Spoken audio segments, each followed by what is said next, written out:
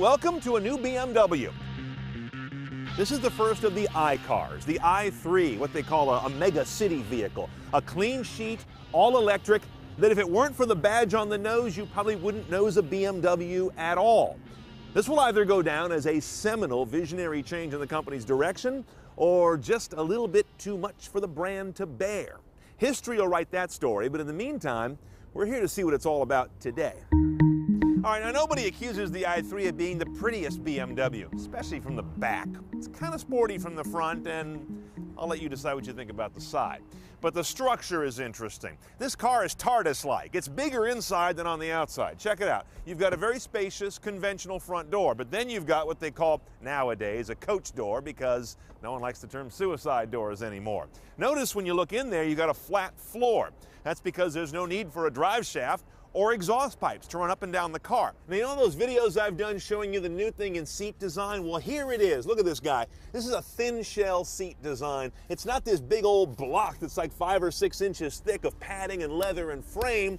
It's really a couple inches of thickness plus some curvature. It's part of a way that you make more room in a small car and, say it with me, save weight. When you get the weight down, everything sorts itself out. The car handles better, accelerates better, does that with a less heavy, smaller battery in many cases. It's just win, win, win. Now this guy, as you can see all around me, is made up of what looks like carbon fiber, but not quite. This is carbon fiber reinforced plastic. It's kind of a middle ground that gives you more of a real-world price base. Carbon fiber is very expensive and very slow to work with, but this is a hybrid of that and a much more pliable, usable plastic that is a middle ground. It's going to make this car more real-world priced and faster to manufacture while still getting really light and really tough.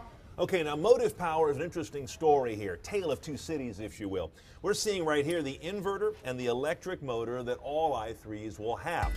170 horsepower, 184 foot-pounds of torque, 2,700 pound curb weight. Small numbers on all counts, but the torque to weight ratio is 22% better than a 320i and just 10% shy of a 328i. With this configuration, you've got 80 to 100 miles of typical range on a full charge, maybe up to 118 if you really drive it eco in a steady state. But look at this hole over here. That's there for a reason. You can option this car as a range extender. They would put a 650cc, basically BMW motorcycle engine here, running a generator to add another, let's say 70 miles or so of electric range to the battery. Now that may sound like a Chevy Volt killer, but not exactly. A Chevy Volt can use its range extender generator to run continuously. As long as you have gas, it's running on electric. This one is more of an additional big boost of range, but it does not keep you running continuously. Now the battery in this car is actually kind of uninteresting, and that is interesting. If you look at that thing, you see it's a very simple, rectangular, flat, square package. That's because they started this car with a clean sheet design all around it. They didn't need to mold a battery to fit an existing car platform that has a place for a drive shaft and things like that. That makes this very simple, potentially modular in the future. Don't know if that's on their plans or not. And it's also lithium-ion technology, not lithium polymer, which you typically use to make batteries of irregular shapes. You get that 80 to 100-ish miles on your i3 with a 3-hour charge from nearly flat. That's pretty short by industry standards these days. Now, beyond charging, what I find interesting is BMW has got this kind of i-theology about the whole ecosystem of getting around. Here's one called Park Now. This program is going to allow you to use their resources to find a place to park, like for your daily work parking, and also have your charging waiting for you there as well. Drive Now. They're already doing this in San Francisco by our office, where BMW electric cars are in a car share program. And then there's this alternative mobility program where when you need to go on a long drive, they will loan you out a gas engine BMW that has no range issues. And what they'd also like to see is all of these programs combining in a way that also interfaces with mass transit and even bicycle usage. That's really a European thing. Americans just don't do that. Okay, first thing I notice when I get into the i3 is how spacious this guy is. I'm a tall guy, I've got no problem with headroom. It doesn't feel terribly narrow. Legroom's great. You get this guy going by rocking this unusual drive control here. Kick forward for drive and then back for neutral and reverse. Press the top for park. So I kick that there. Now we're in drive mode. Off we go. Plenty of torque, of course. I've got ways to adjust the motor, the powertrain down here with Comfort, Eco Pro, and Eco Pro Plus. You notice it doesn't go up to sport, it goes down into different levels of eco.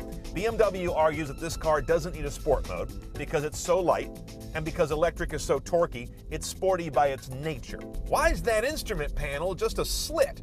You see that little module sticking up there? That is your instrument panel. There are no gauges in this car, understandably, but it's all bezel. It just bothers me for some reason. When the other big LCD, the iDrive panel to the right, is gorgeous. It floats in midair. It's what, about a 10.5 inch ultra wide screen? Beyond that, it's standard iDrive stuff, which is good. We do have here something new. We have the touchpad controller for iDrive. I believe they call this iDrive 4.2. It'll let me do navigation by scrolling on the top of the thing or writing characters. Let's face it, Audi had that a little while ago, but BMW's got it on a new, bigger controller now. It's perhaps the quietest electric car I've driven yet. They all tend to be pretty quiet, but some of them have a certain amount of electric gear whine, you know, the reduction gear. This one seems to have ISO'd that out the best so far.